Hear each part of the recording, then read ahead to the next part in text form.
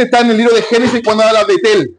Betel, esta es casa de Dios y puerta del cielo. Cuando Jacob iba arrancando y yo ángeles que ministraban. Y esta es casa de Dios, no es cosa más terrible que casa de Dios y puerta del cielo. Y la promesa que tiene Cristo sobre la iglesia es que nada puede ir en contra de la iglesia.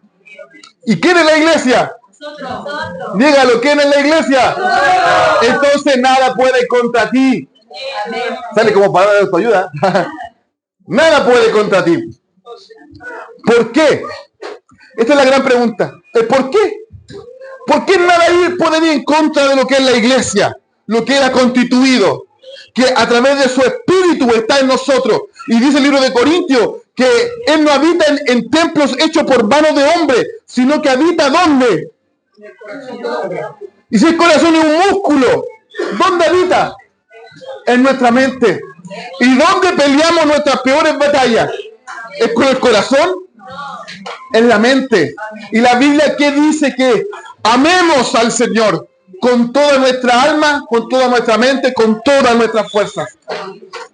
Y esa es la batalla que vamos a tener todos los días hasta que suene la trompeta final y podamos encontrarnos con el Señor. Amén, amén, Eric. Amén, amén. Amén, ¿cierto? Hoy yo quiero compartir con ustedes algo que tocó mi corazón durante mucho tiempo y lo he venido preparando en la clase de que tuvimos el día viernes sobre la teología de la prosperidad.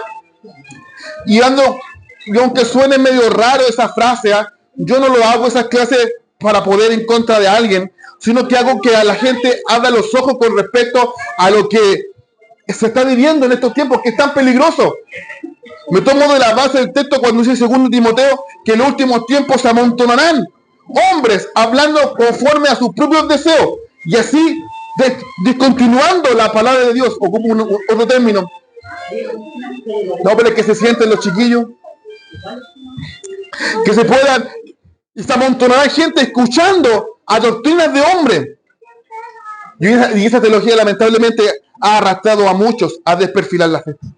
Pero yo vengo a compartir con ustedes algo que es archiconocido, hermano. En todos los nombres de Dios, en todas las cosas que se predican, este texto es como el caballo de batalla, es como el arroz en los matrimonios, en los cumpleaños, está en todas. Es como la bisagra, si no está en la puerta, está en la ventana. Chiste fome, sí, pero lo tenía ahí lo tenía, aquí. Lo saqué, aquí. Dice en el libro de los Hechos, capítulo número 2, dice: cuando llegó el día de Pentecostés, estaban todos unánimes, juntos, y de repente vino del cielo un estruendo como de un viento recio que soplaba, el cual llenó toda la casa donde estaban sentados, y se le aparecieron lenguas repartidas como de fuego, asentándose sobre cada uno de ellos. Y dice el 4, y fueron llenos del Espíritu Santo y comenzaron a hablar en lenguas según el Espíritu le daba que hablasen. Hasta ahí estamos todo bien. Hasta ahí ese texto habla sobre una visitación, una promesa cumplida de parte del Señor a su iglesia, que ya la iglesia no iba a estar sola. Acuérdense el texto que dice: os conviene que yo me vaya. Jesús se lo dijo a sus discípulos, porque dice: y vendrá el Consolador, el Paracleto, que va a estar junto a nosotros, y eso algunos lo saben, que nos ayudará, que nos guiará al mejor camino. Hasta ahí todo bien. Y esos hombres reunidos, creo que fueron 50 días, luego de que Jesús había partido, o sea, había crucificado, y esta promesa se hizo cumplida en el Pentecostés, un día que se llamaba la fiesta de dedicación. Estaban todos reunidos y vino el de repente de Dios. El ruá de Dios en el Antiguo Testamento es el aliento de Dios. Esta palabra es la misma que ocupa el escritor en el libro de Génesis cuando al hombre le dio el aliento de vida a Dios y el hombre fue un ser viviente. Esa misma frase, esa misma palabra está introducida aquí. El ruá, el aliento de Dios, el soplo de Dios vino sobre aquellos creyentes y los invistió de poder. ¿Me creen o no? ¿Me siguen en eso o no? ¿Me creen? Lo digo con cara de duda. ¿Me creen o no? Si no me creen, Vean el capítulo 1 del verso 8. Y recibiréis poder cuando haya venido sobre vosotros el Espíritu. ¿Qué iban a recibir cuando viniera la promesa? Poder. Poder. Poder. Y ustedes dicen, ¿qué poder? Si una pulga puede más que mí a veces. ¿Qué poder? El poder que es para transformar la vida de otra persona. Cuando tú te llenas de Dios y compartes el Evangelio, le das la posibilidad a otro que conozca lo que tú has conocido. Porque el efecto que tiene la llenura del Espíritu es hacerte testigo de la obra de Cristo. Es darte cuenta que ya la vida sin Cristo no tiene un sentido. Toda la moral y toda la ética que nosotros podemos tener está fundada bajo los principios cristianos.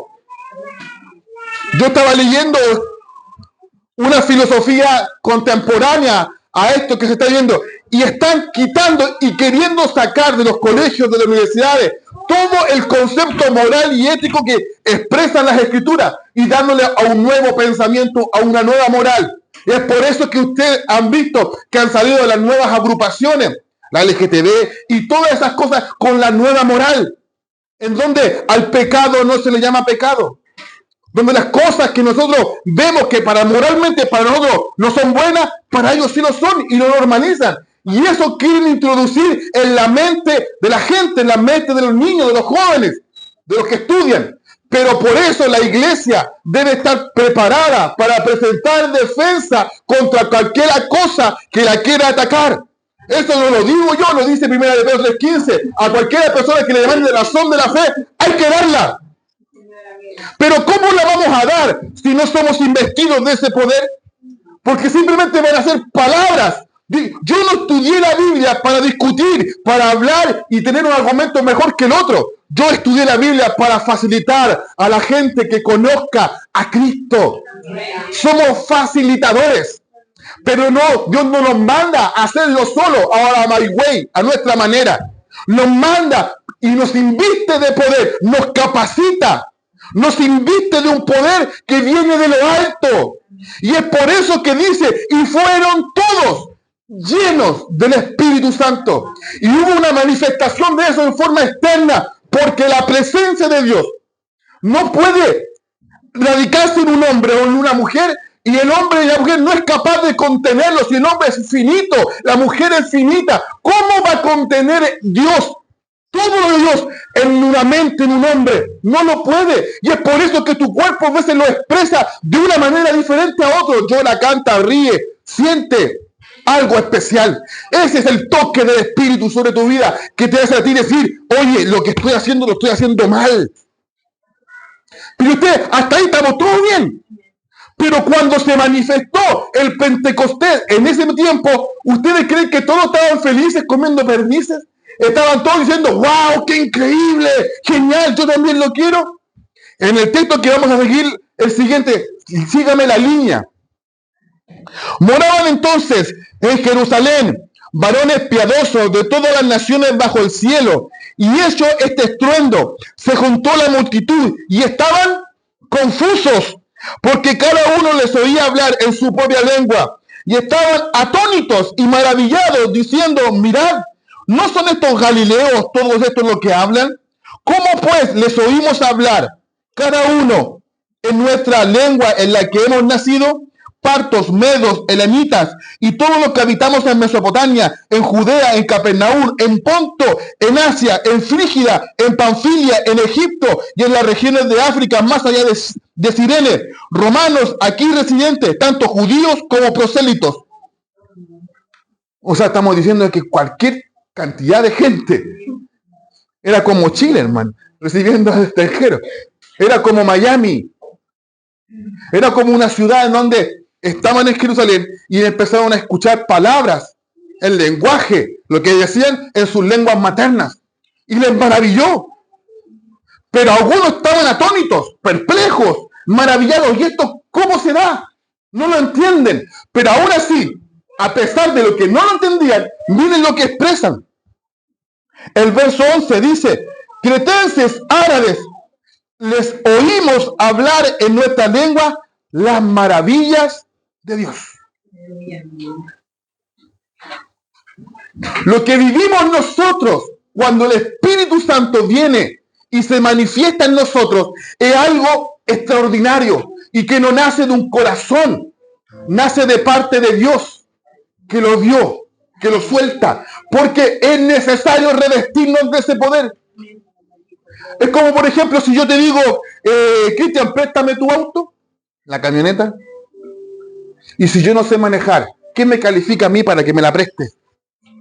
No estoy capacitado para manejar un vehículo si no tengo la licencia, si no tengo el curso. No estoy capacitado para hacerlo. ¿Sí o no? Entonces, cuando nosotros aceptamos el sacrificio de la cruz en nuestra vida y entendemos que el pago de nuestra paz recayó sobre Cristo, y todo el acta que iba en condenación con nosotros, todo lo que nos condenaba, todo lo que nos dejaba al margen, fue pagado en la cruz del Calvario, y reconocemos a Jesús como nuestro Salvador. Él no viene a decirte, oye, esto a mí no me gusta, simplemente Él quiere morar contigo, Él quiere vivir contigo a través del Espíritu, guiarte a mejores pastos. O dime, ¿con Cristo estaba mucho mejor? Pero sin Cristo estaba mucho mejor. ¿Cómo estábamos? Haga memoria. No hables de otra persona, hable de ti mismo, de cómo tú te conocías. Hermano, tú le puedes mentir a tu esposa y decirle, no, si yo estoy bien, pero por dentro estás viviendo verdaderas luchas, hermano. Podemos vestirnos bien, podemos estar lo mejor, pero por dentro estamos podridos, hermano. Y a Dios, dice la Biblia, que no le podemos burlar, hermano. Dios nos conoce. No está la palabra en nuestra boca cuando Él ya la conoce toda. Toda. Y no podemos esconder de Dios. Y el Espíritu Santo que viene, no viene a condenarte, viene a ayudarte, viene a sostenerte, viene a decir, aquí te han fallado, aquí te han quebrado, pero vengo a darte vida y vida en abundancia. Vengo a que disfrutes la vida cristiana. Vengo a que disfrutes este nuevo cambio. Esto es algo nuevo que hago contigo. Y es eso lo que expresan los escritores. El apóstol, el escritor Lucas lo expresa de esta manera, porque él dijo en el capítulo 1, verso 1, que él indagó, él estudió y vio las consecuencias de lo que Jesús había hecho en las personas, vio el cambio. Por eso podemos ver al apóstol Pablo, perseguidor de la iglesia, y luego aquel que funda muchas iglesias. ¿Quién hace esos cambios? ¿Quién saca de la droga a decirle, no, yo quiero conocer a Cristo? ¿Quién lo hace, hermano? ¿Quién hace cambiar a un hombre a una mujer? ¿Cómo estaba viviendo? Si no es el Espíritu.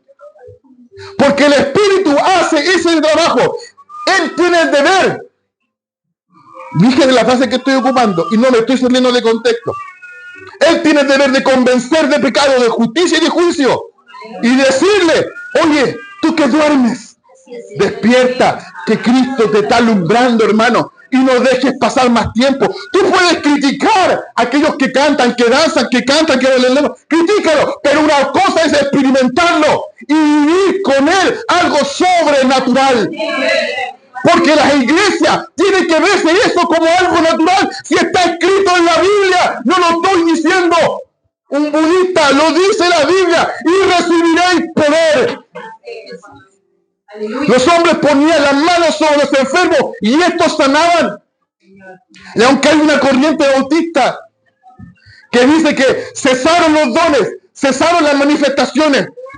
Oye, hermano, yo hablaba con un amigo el otro día, yo soy pentecostal también, hermano. Yo soy pentecostal. ¿Y qué quiere decir pentecostal? Alguien que enfatiza la obra del Espíritu, pero también soy bautista porque amo la palabra. Y cuando convergemos las dos cosas, funcionamos esas dos cosas, hacemos que el hombre pueda estar preparado para toda buena obra y entender que el Señor no está escogiendo a lo mejor, sino que unos vasos de barro para que la excelencia sea de Dios y no del barro.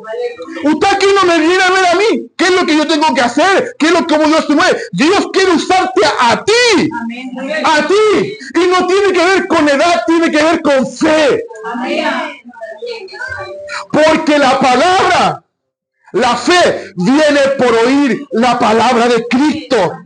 En muchas iglesias y muchos predicadores dicen la palabra de Dios, ¿cierto? ¿Han escuchado?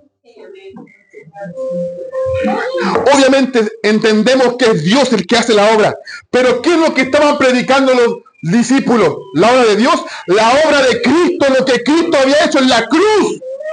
Eso estaban predicando. Y cuando oían esas palabras, la gente se convertía. Y Pablo lo dice en Gálatas, de los rudimentos de la antigua vida a la nueva vida. Habla en el capítulo 5 sobre los frutos de la carne y los frutos del espíritu. Cuando uno es nacido de nuevo, hermano, se manifiesta en nosotros la obra del espíritu, los frutos del espíritu. Si aquí hay manifestaciones, si aquí hay mover de Dios y no hay fruto, es simplemente emoción. Así de corta.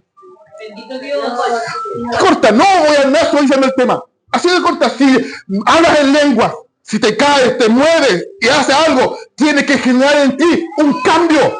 ¿Y quién lo tiene que ver? Tu familia, tu entorno. Porque un avivamiento, cuando Dios toca tu mente, tu corazón de una manera arrebatadora. No vuelves a hacer lo mismo. Quedas sucumbido delante de su presencia. Todo argumento queda tirado en el piso porque reconoce tu insuficiencia, hermano. Tu autodependencia de ti mismo. ¿Qué es lo que hace este mundo? Me parezco esos pecadores antiguos, hermano. Pero es que la verdad no cambia, hermano. Los que nos predicaron ante a mí predicaban exactamente lo mismo. Lo que ofrece este mundo, ¿qué es lo que ofrece? Materialismo, individualismo, sostén económico y buena salud, queriendo decir que ahí está todo del hombre. En este tiempo, lo peor que nos puede pasar es encerrarnos a nosotros como que nosotros somos los dioses, hermano, y acomodar a Dios a nuestra manera. Yo lo primero que hice y lo primero que me enseñaron a mí en la iglesia es que yo me tengo que acomodar a lo que está escrito en la Biblia y de ella extraer lo que Dios quiere decirme. Y en este tiempo hemos cambiado carne por charqui. A buen entendedor, pocas palabras, ¿cierto? Hemos perdido el concepto de santidad. Hemos perdido el concepto de amar a Dios con todo tu corazón. Lo hemos perdido porque lo hemos subyugado simplemente a un conocimiento. Le estoy diciendo a alguien que estudió la Biblia, hermano. Pero cuando nosotros somos capaces de entender que en un mover de Dios pasan cosas extraordinarias y sobrenaturales, es donde nos damos cuenta de que estamos pisando algo que todavía nosotros no conocemos. Y lo que hemos vivido hasta el día de hoy no se compara a lo que Dios puede hacer con alguien que le cree, hermano. Porque todavía no vemos a alguien que sea sanado, aunque hay un mover de Dios. Todavía no vemos eso. Pero si la Biblia me dice, yo lo creo. Y como dice esa famosa predicadora, Kathryn Kuhlman, yo creo en milagros. Y el milagro no me quedo simplemente pensando que el milagro que yo recibí es la salvación. Es decir, yo creo. Este es el primer milagro que todos recibimos. Pero el milagro es que Dios nos use, hermano. Que Dios respalde y apruebe tu vida con respecto a lo que tú crees, hermano. ¿Cuántas veces lo hemos limitado pensando en que Dios no nos puede usar porque vemos que tenemos tejado de vidrio?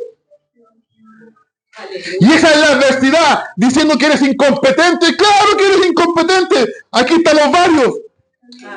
Porque la gracia es entender que la Escritura dice que el que cree, todo es posible. Porque hemos recibido el poder de Dios para transformación, para cambiar y a ocuparnos de acuerdo al llamado y que tú y yo tenemos.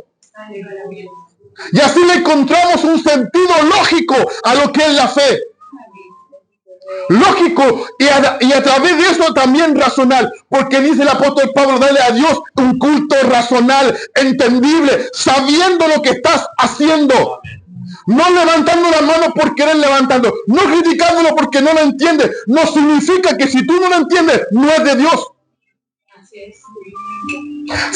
Puede significar dos cosas: una, que no conoces a Cristo y no conoces su palabra, y tampoco conoces al Espíritu. Porque conoceréis la verdad y la verdad te hará libre. Y la verdad te hará libre. Y decimos los textos para aquellos que están privados de libertad. Conoceréis la verdad y te hará libre. Pero ¿qué libertad está hablando? ¿De una que tiene un cuatro paredes? ¿O la libertad de decir, yo sé en quién he creído? Porque como dijo Job, aunque él me matare, en él esperaré. ¿Qué es lo que está diciendo ese hombre?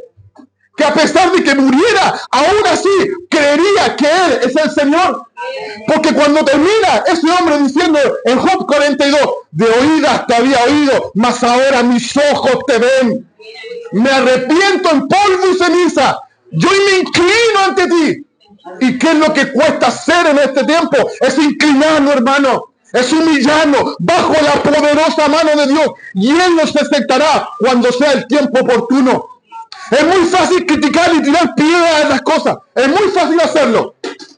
Como escuché a un viejo predicador, al árbol que le tiran más piedras que dé más fruto, ¿no?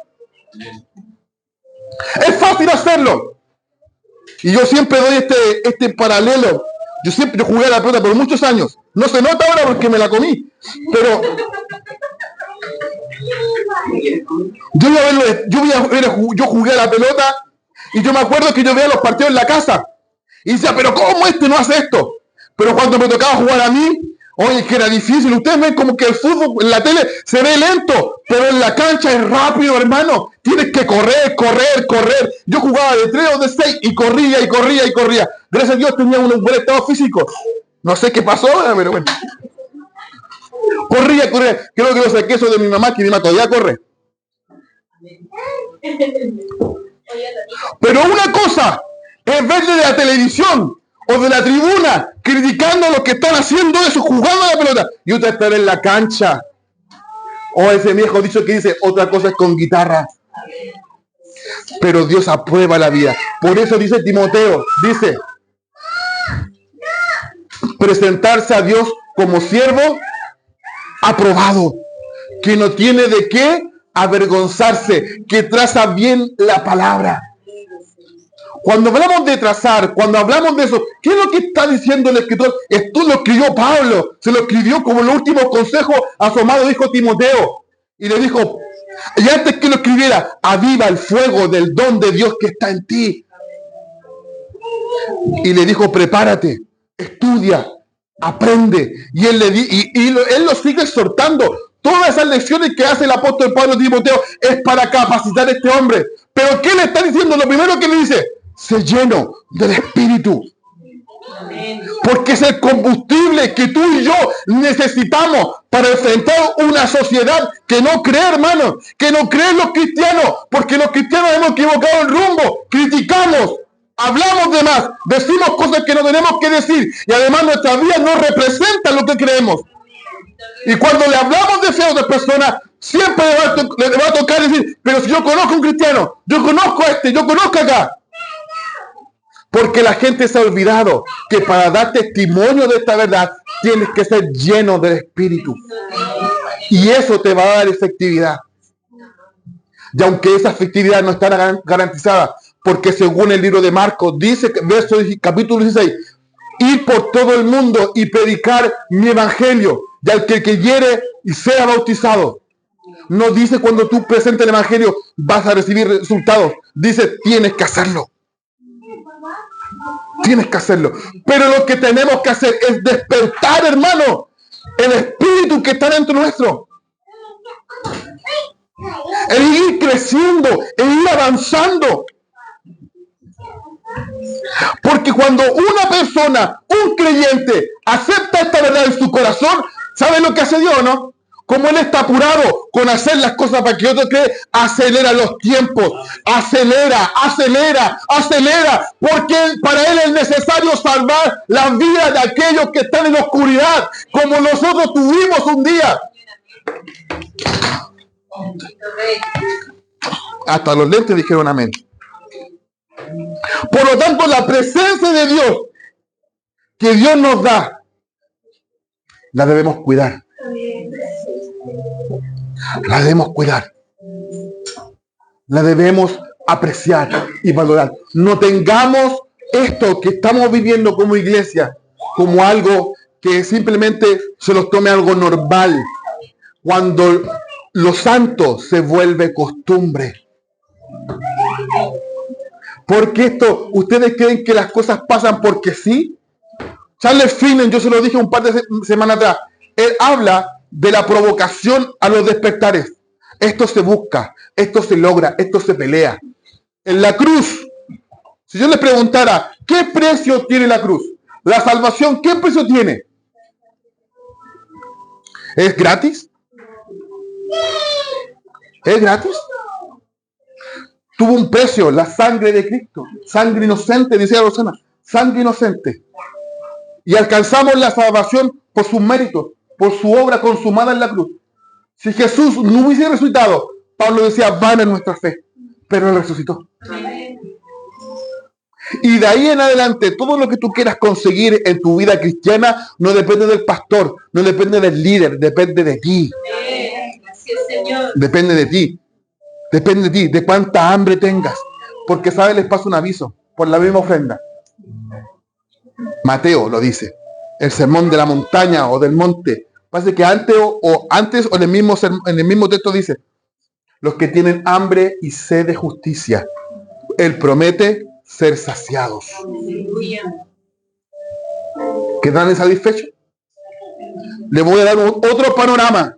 Cuando la mujer samaritana se presenta en Juan 4 y le dice, si bebieras de esta agua que yo te daré, no tendrás sed jamás.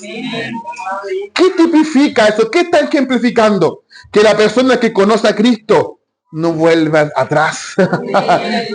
Porque ha bebido de lo eterno y cada vez tiene más hambre, más hambre, más hambre. Porque sabe que Dios es aquel que lo promueve a hacer eso. Y cuando Dios te reviste de poder, a ti te vas perfeccionando. Y no hablo de que no te vas a equivocar, Boris, o no se va a gritar la pura que pinta. Porque se agreda la pura, dice tú, se agreda, ¿cierto? Con el uso.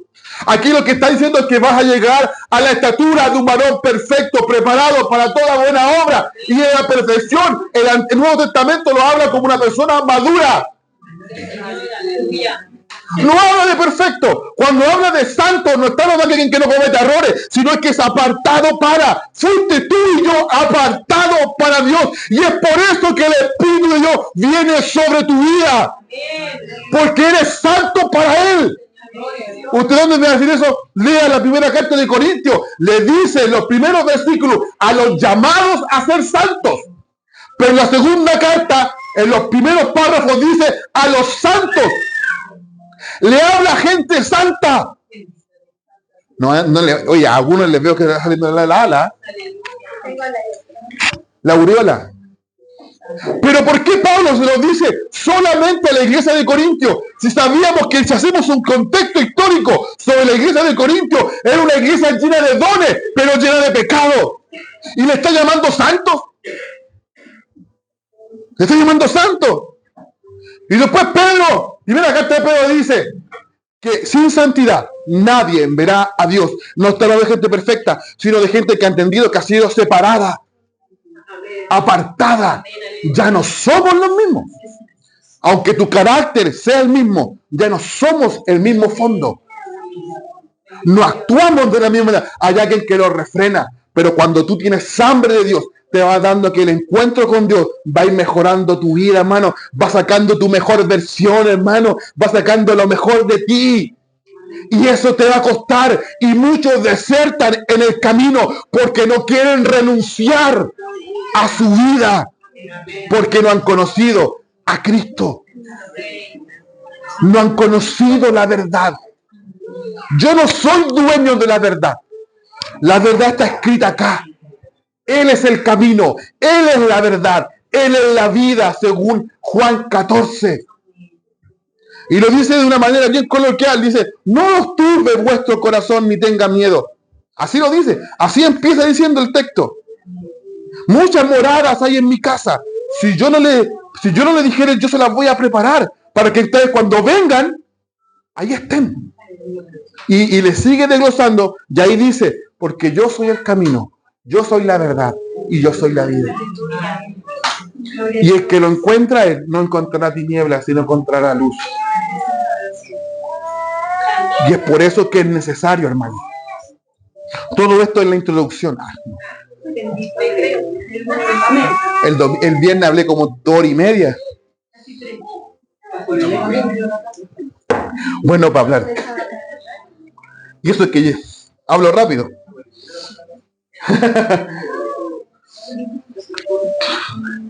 Roxana, ¿puedes poner, por favor, Isaías 44, capítulo 1, del 1 al 6? Voy a respirar. ¿Sabes cuando uno corre tiene que respirar? Toma agüita, toma agüita. Amigo me dice, descanse, pastor, descanse. Pero del verso 2, por favor. Del 1. Del 1. Ahí nomás. Cuando yo cito este texto bíblico y lo quiero exponer con la siguiente claridad. Cuando habla el escritor de Isaías, que Isaías tiene la tipificación de ser como el evangelio del Antiguo Testamento por su carga, por lo que les pone. Aquí en Isaías encontramos el capítulo 53 cuando habla del Mesías, o cuando habla el Emmanuel, Dios con nosotros, y del 40 al 66 habla solamente gracia. Así que le invito a que lo lean. Isaías 44:1 dice: pero ahora escucha, Jacob. Hoy escucha, ponga su nombre ahí. Pero ahora escucha, Alexi, mi siervo. Y después, y le llama Israel. Primero, ¿qué ocupa? ¿Qué no preocupa? ¿Y en Jacob qué significa?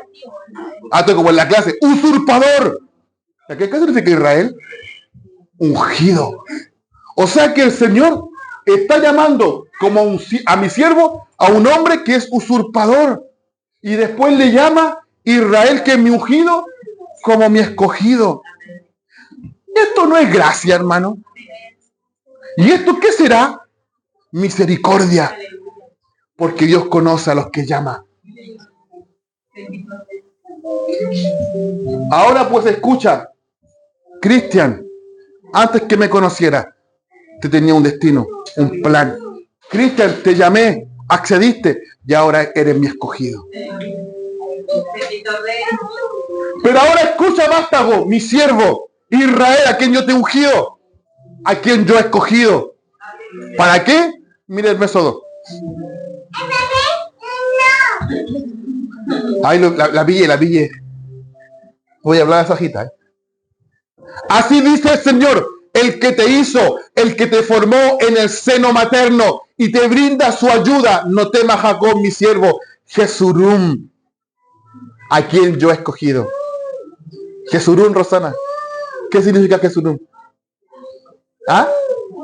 Justo. Está llamando a su pueblo justo. Y si hacemos un poquito de estudio bíblico, sabemos que Israel nunca fue algo justo. Se dividieron los reinos. Un reino de 726 fue eliminado porque era pecador. El reino de Judá quedó ahí tan valiente. Aunque hubieron reforma, aunque Dios envió profetas, aún así no le hacían caso. Pero los jueces, cuando Israel estaba en dificultad, clamaban a Dios y Dios le iba y le ayudaba. Y le está llamando Jesurum justo. ¿A quién está llamando justo? A alguien que le ha faltado, a alguien que no ha querido conocerlo, a alguien ahora en esta mañana necesita saber y entender que Dios te quiere hacer una persona justa. Te quiere acercar a ti, te quiere abrazar, te quiere contener, te quiere ayudar, te quiere sostener, te quiere mostrar un camino diferente, una manera de vivir distinta. Eso mismo predicaba yo en la calle, esa misma frase. Bueno, Cristian. Por lo tanto, sigue el verso 3. Que regaré con aguas la tierra sedienta, los arroyos, el suelo seco. Derramaré mi espíritu sobre tu descendencia y mi bendición. ¿Sobre qué? Dígalo fuerte. Dígalo, hermano. Y mi bendición sobre... Cuando habla de vástago, está hablando sus retoños, como dice Michel, sobre mis polluelos. Pero ¿qué es lo que quiero ejemplificar con esto? ¿Qué tiene que ver esto con lo que estoy compartiendo? ¿Qué tiene que ver con eso? No tiene que ver nada, pero está lindo el texto.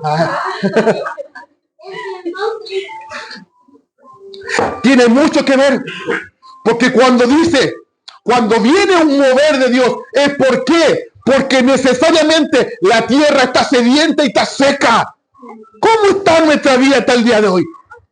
¿Cuánto hemos orado para que nuestros vecinos cambien, nuestra familia cambie y no pasa absolutamente nada? ¿Cuántas respuestas hemos pedido a Dios y no se dan? Y vemos esos problemas como una tierra sedienta, seca, y necesito algo de Dios. Pero hemos entendido mal el concepto. Esperamos que Dios haga algo, pero cuando tú lo buscas por necesidad, por la que sea, el que cambia somos nosotros. Y nosotros primero somos llenados, porque el Espíritu de Dios se va derramado sobre nosotros y sobre nuestra descendencia. Y no sobre solo mi descendencia, sino la de ellos, los vástagos de ellos. Entonces, cuando tú buscas de Dios y te llenas de Dios, ¿quién sale ganando? ¿Quién sale ganando? Tus hijos y los hijos de tus hijos. Por lo tanto, ¿qué es lo que tenemos que pedir en esta mañana? Que el Espíritu de Dios se derrame sobre nosotros. Miren, voy a poner de nuevo el texto, Isaías 64, porque lo encuentro extraordinario. Porque nosotros pensamos que el Espíritu de Dios viene a tocarte a ti, no, hermano. Viene a decirte, tócalo, Señor. Y solamente te toca a ti. Porque a lo mejor no lo expresé bien la última vez. Oh, si rajaran, si rompieran los cielos y descendieran. ¿Qué dicen? Las montañas temblarían. No hay nada que quede de pie cuando Él se mueve. No hay nadie ateo cuando Él se mueve. Y aunque tú lo critiques, lo juzgues de mala manera, es porque tienes hambre de Dios y todavía tu mente no se suelta a creer en lo que Dios puede hacer. Tienes tanta hambre de Dios que no eres capaz de expresarlo, solamente lo critica. Tiene tanta hambre, está tan sediento, tiene la tierra seca. Y solo el Espíritu de Dios te va a llevar a conocerlo personalmente a Dios. Y dice, y las montañas temblarán. Verso 2. Y fíjense qué pasa con lo que están a tu alrededor. Como cuando el fuego enciende la leña y hace que la hierva al agua. Así daría a conocer su nombre sobre tus enemigos. Y ante ti temblarán las naciones. El 3. Hiciste maravillas asombrosas cuando descendiste. Hasta tu presencia temblaron las montañas. ¿A saber a qué se está refiriendo? Voy a llevarlo al Génesis. Cuando Israel fue sacado de Egipto y lo llevaron por el Sinaí, lo llevaron al monte Sinaí. En algún momento el Señor le quiso hablar personalmente a cada uno. Y Moisés se los dijo. ¿Y saben lo que dijo el pueblo, no? ¿Saben lo que dijo el pueblo? No. Que Dios no hable con nosotros porque si no somos... Así que Moisés, tú habla con él. Eso es el peor trueque que tú puedes hacer en tu vida. Dejar que otros hablen con Dios cuando tú tienes la posibilidad de hacerlo. Cuando tú tienes, no envidies la unción de otros, no envidies la iglesia de otros, no mires a ese hombre en la televisión o cuando tú escuchas como el hombre ungido. Dios está esperando ungirte a ti. Lo que pasa es que nosotros compramos un evangelio live diciendo, hoy quiero que me ores, hermano. Hoy quiero que me ore. Hermano, Dios te está ungiendo a ti. Amén. En tu casa. Amén. Dios te está hablando a ti. Dios no tiene nietos, hermano. Dios tiene hijos. Amén. Y nos olvidamos pensando que la unción del papá va a quedar sobre el hijo y no es así. O los llamados pastorales se pasan de generación en generación. No. Dios llama a los suyos. Y Dios está esperando ungirte a ti. Amén. En tu habitación, en el secreto, porque algo lo dice. Y lo dice, en la semana lo comentamos con alguien, no me acuerdo, pero cuando los judíos ayunaban los martes y los jueves, se ponían en las plazas y la gente los pasaba a mirar. Oh, ese fariseo que ayuna, hermano, qué hombre tan espiritual. Y el Señor cuando ve eso le dice, no tengas como los fariseos, no seas como ellos, porque ellos ya reciben su pago, su opulencia. Vas a decir, oh, qué espiritual, hermano. Dice, cuando tú ores a sus discípulos, vayan a su casa, cierren la puerta, y su Padre que está en secreto, Dios lo va a recompensar en público. Lo que usted ha visto acá, como Dios trabaja aquí, es porque alguien está orando, porque alguien ha decidido buscar de Dios, porque la gente se cambia, no solamente con buenas palabras, con buenas intenciones, sino con oración, hermano, con búsqueda, rasgando y tocando el cielo, hermano. Hay un avivamiento que se generó en las Islas Hébridas, no me acuerdo en el siglo, pero en el siglo XVIII. Alguien empezó a decir, necesito conocer a Dios. ¿Saben lo que hacían estos hombres que eran campesinos, hermano? Campesinos. A las 2 de la mañana, 3 de la mañana, se veían las pequeñas lámparas de las casas de los campesinos hasta muy tarde en la noche. A veces ni se apagaban. Y trajo un mover en esa iglesia. Porque hay gente que pagó el precio orando, que decidió buscar de Dios. Independientemente de la puedes tener 15 años o 60 años, depende de tu hambre, lo que tú quieres alcanzar en tu vida. Mi anhelo es conocer bastante de Dios aquí, pero cuando esté allá, ¡oh, eras tú! Quiero que generes hambre en tu vida, hermano. No hambre para que Dios te prospere, hermano. Que Dios te puede prosperar, hermano. Te puede tener una casa en Miami. Da lo mismo. Pero tu alma no va a ser asociada con nada si no es el Señor. Si no es el Señor.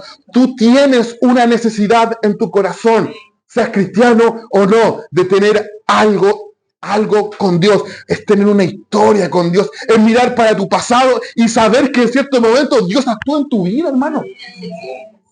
Que Dios actúa en tu vida y sabes que si Dios estuvo en tu pasado, también va a estar en tu futuro. Por lo tanto, lo que tú tienes que tener es el corazón abierto a pedirle al Señor que se derrame sobre tu vida. A que lo conozcas, hermano. A que no veas al hombre de Dios como el super omega archi ungido, sino que también Dios te unge a ti, hermano. Y despierta tus dones, tus talentos con los que Dios te dotó. Porque te paso un aviso, hermano. Los dones y talentos que Dios te dio van a morir contigo. El don de Dios es irrevocable, tal cual su llamado. Él persigue a los suyos. ¿Me creen o no? Amén. Romanos lo dice. Pero bueno, ¿qué hacemos ahora? ¿Qué hacemos ahora, Charlie? ¿Qué hacemos ahora, Gaby? ¿Qué hacemos? ¿Qué hacemos, Nicole? ¿Qué hacemos? Lea la palabra. Esa es la pregunta, esa es la interrogante. ¿Qué hacer ahora? ¿Qué hacer ahora? Estamos en un punto de no retorno.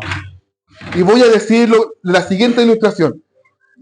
Cuando descubrieron América, me gusta leer, por eso les digo. Cuando descubrieron América, Cristóbal Colón en 1492, vinieron muchas personas después de él a conquistar por el oro, por hermano. La plata, el vil y sucio dinero. Plata. Como dicen, pues, oro. Me cayó un pastor que decía eso. Hay varios. Y no me acuerdo si fue Fernando Magallanes o fue otro que dijo, desembarcaron, cruzaron la playa, junto a su ejército dijo, quemen las naves. No hay vuelta atrás, no hay retorno. ¿Saben por qué o no? Porque siempre está la carta de renuncia a disposición nuestra. Pero aquellos que conocen el Espíritu queman las naves. Ya no hay vuelta atrás. Ya no hay vuelta atrás. Porque ¿qué es lo que significa quemar las naves? Es que ya no puedo retornar a donde ya vi. Y es lo que dice el texto de Hebreos capítulo 6 cuando dice, ¿cómo? Dice, haber experimentado las cosas del siglo venidero, el poder de Dios, ¿voy a ir a retroceder en lo que ya he creído? ¿Cómo habiendo experimentado esta gloriosa presencia del Espíritu, me voy a ir a retroceder en lo que yo he creído? Por lo tanto, analízate y ve que tu experiencia con Dios y lo que estás viviendo con Dios en tu intimidad o donde sea que ores, eso está marcando tu vida para siempre. Nunca más eres y vas a ser la misma o el mismo. Súmate a eso, no te quedes fuera. Porque el día de hoy estás comiendo y que te den la comida, hermano. Es el momento de pararte, tomar el vaso y beber del río de Dios, hermano. Porque tienes hambre. Salud por eso. Tus ojos, yo los veo aquí, todas las caras, hermano. Yo no sé lo que están pensando. Algunos están distraídos, otros no. Pero tienes hambre, hermano.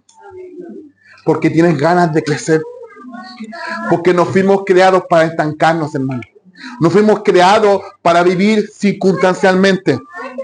Y si en esta mañana tú estás estancado y te estás poniendo hediondo, porque el agua cuando se estanca se pone hedionda, ¿no?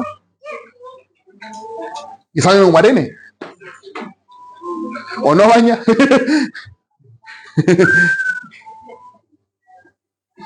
Es hora que te sumerjas en este río. Es hora que dejes tus cuestionamientos y tus prejuicios de lado y avanzar en esto. ¿Es que yo no puedo? Bueno, hermano, Dios es perfectamente capaz de hacerte y empujarte a decidir por Él. Amén. Pero tú tienes que disponer tu corazón. Tu marido no va a cambiar simplemente por tus buenas palabras. No va a cambiar simplemente porque tú lo declares. Va a cambiar el momento en que te vea orando. Tu marido, tu mujer, no va a cambiar esas cosas de carácter que tienen simplemente porque le están diciendo cambia, sino porque el Espíritu que te toca a ti también la puede tocar a ella. Ese hijo que todavía no conoce al Señor no va a cambiar porque le quites el teléfono, va a cambiar cuando te vea orando y vea que algo está pasando en tu vida. Que no escribes con la mano y borras con el codo. Lo que dices un domingo, gloria a Dios, el lunes ya estás consumiendo pornografía. Dios no lo va a hacer, hermano, así. Y todos aquellos que están a 2 centímetros del piso esperando un milagro de Dios sobre nuestras situaciones, todos hemos sido probados en esto. Usted puede decir que yo no lo soy, hermano. Usted cree que es fácil pararse a predicar. También he pasado conflicto, también tengo que operar a mi hijo, también tengo que pasar temas en mi trabajo. Yo me levanto mañana, si Dios quiere, me levanto y tengo que ir a trabajar, tengo que responder a mis empleadores, tengo que vender porque soy vendedor, tengo que ir a dejar a mis hijos, tengo que moverme, tengo que hacer muchas cosas también. Y se lo estoy diciendo porque no es fácil. Y si tú estás peleando y te das cuenta de que es fácil, difícil para ti, bienvenido al club, hermano. Amén. Todo es difícil. Pero las batallas están aseguradas porque el Señor ya las ganó. Escúchenme bien, ya las ganó. Una cosa que a mí nunca me gustó es perder, hermano. Nunca me ha gustado perder. Nunca. Mi mamá jugando a la pelota, esa señora que está de rojo me expulsó de la cancha. Y yo no le pude decir nada, ni hablarle en lengua. Era mi mamá, pues nunca le faltó respeto. Nunca le he hecho un garabato. Siempre le he tratado de usted.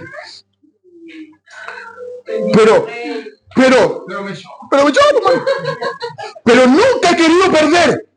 Nunca. Por eso dejé de jugar a la pelota porque era muy picado.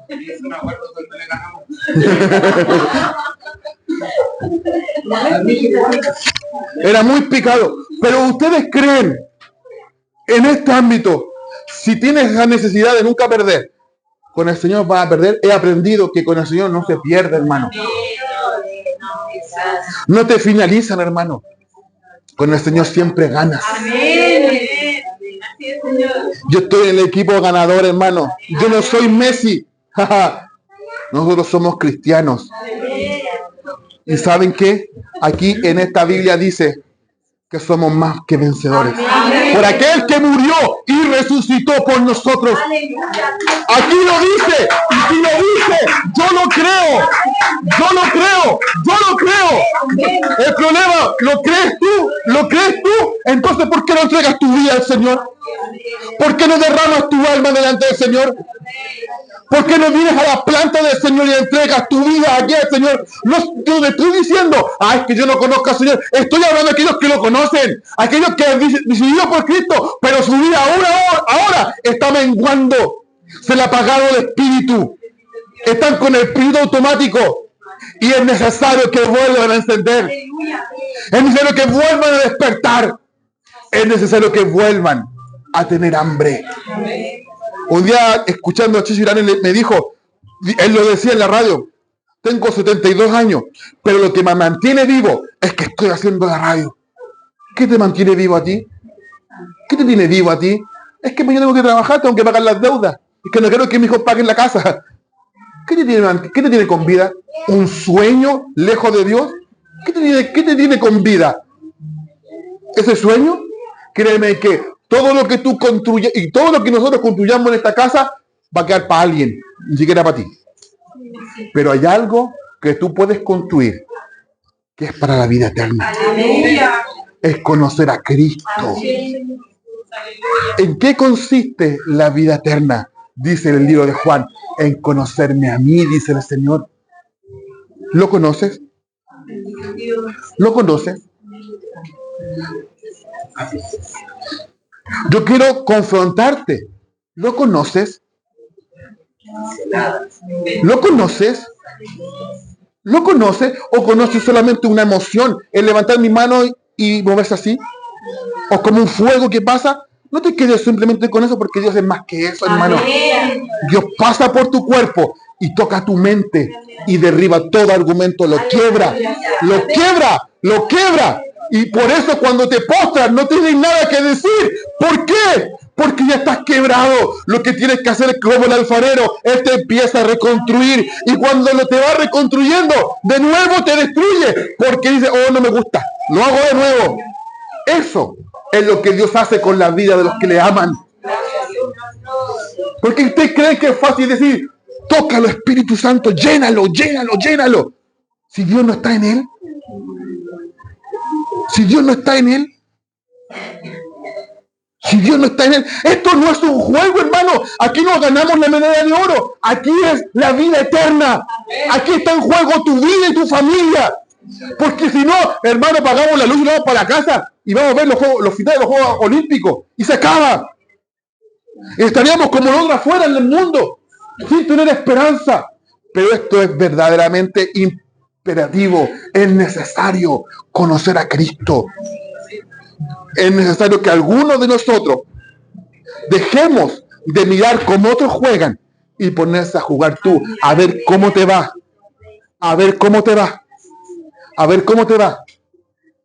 Tú puedes hacer miles de amagues, pero a esto no le vas a hacer amague. ¿Saben qué? Con esto quiero terminar. Cuando yo conocí al Señor, mi abuelo me regaló una guitarra. Y los que me conocen saben que yo no canto ni soy músico. Y mi abuelo tenía expectativa de que yo tocara, me aprendí las letras, las notas y todo. Y no me gustó. Pero alguien me regaló una Biblia, que me la robaron. En la iglesia, no sé. Me regalaron una Biblia. Y fue lo que yo más valoré. Fue lo que yo más cuidé. Pero me di cuenta que leer la Biblia te trae una confrontación a ti y a mí. Te confronta. Y te pone en perspectiva. Porque lo primero que leí, porque yo no trabajaba, el que robaba, no robe más, sino que trabaje y así ayude a la gente. Y lo primero que hice fue trabajar, pero me confrontó la Biblia. Y cuando vi el recorrido de mi juventud en la iglesia, tenía 19, 20 años, vi que llevábamos muchos años en la iglesia y tocaban, eran excelentes músicos, pero no predicaban, porque ellos no oraban, ellos no buscaban de Dios.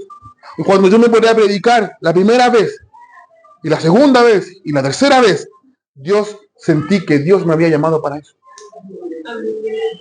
Y me empecé a preparar. ¿Saben lo que primero, no me pongo como perspectiva, pero cuando alguien quiere conocer a Dios, ¿saben lo que hice? Me empecé a estudiar, empecé a leer, empecé a dar cuenta que el Dios de la Biblia era muy distinto al Dios de la iglesia. Es muy diferente, porque aquí es un Dios compasivo, misericordioso, un Dios que te ama, que a pesar de que caigas, Él te levanta cuando tú reconoces que le necesitas y llena con el Espíritu. Porque aquí aprendí que el hombre puede ser lleno del Espíritu y lo busqué, lo anhelé y lo tuve. Después de 1 año y medio orando, vino el Espíritu sobre mí de una manera sobrenatural y llegué hablando en lengua hasta mi casa. Por lo tanto, creo en lo que está escrito aquí. Recibe el poder de Dios sobre tu vida. Déjate de tener prejuicios y sumérgete en el río de Dios. Sumérgete en su presencia. Si los otros no lo hacen, da lo mismo, pero tú sí hazlo. Cuando yo iba a la iglesia y veía que los chiquillos estaban, no había juego, pero estaban hablando, yo estaba adorando. ¿Sabes lo que yo decía o no? Yo no me resfrío. Porque cuando me resfrío voy a la iglesia, doy tan llorón que se me va todo el resfrío llorando. Me secaba los mocos con los calcetines, porque no tenía más plata. Por lo tanto, si los demás lo hacían o no me tomaban atención, a mí me daba lo mismo, porque era mi relación con Dios, porque yo lo había conocido aquí. Aquí lo había conocido. Y lo que experimenté con el Espíritu me ayudó a entender que Él habita, Él me desea. Escúchenme esa frase, Él me desea y es celoso. Porque quiero todas las mañanas decir, despierto y aún estoy contigo. Amén. Escuchar el susurro de Dios cuando me dice, ora por Él, hace esto. Y yo me puedo equivocar, hermano, pero vive el Señor, que trataré de oírle. Un día le dije al Señor, Señor, si tú me dices que la luna es verde, para mí va a ser verde, aunque me digan que es blanca, porque más me vale lo que dice Él. Porque en mi relación con Dios, y uno va a empezar a afinar el oído, va a empezar a afinar su vida, pero debe mostrar amor, debe mostrar los frutos de eso. Yo quiero que por favor nos pongamos de pie en esta mañana.